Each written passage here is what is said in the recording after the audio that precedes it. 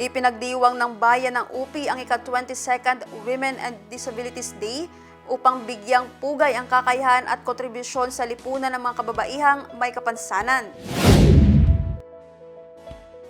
Ipinagdiwang ng lokal na pamahalaan ng UP Maguindanao del Norte ang ika-22nd Women and Disabilities Day kahapon, May 14, 2026 na may temang Landas na Makabagong Babaylan, Pantay, Inklusibo at Lahat May Kakayahan. Inorganisa ang aktibidad ng UP-LGU upang kilalanin ang lakas at talento ng mga kababaihang may kapansanan sa pamamagitan ng iba't ibang serbisyo at programa.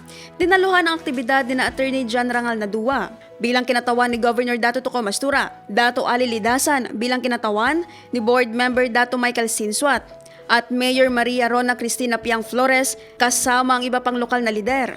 Bukod sa formal na programa, nakatanggap ang mga kalahok ng mga libreng grooming services gaya ng manicure, pedicure at haircut. Nagbahagi rin ng saya ang programa sa pamamagitan ng mga parlor games at isang talent showcase kung saan ipinamalas sa mga kababaihan ng kanilang mga natatanging kakayahan.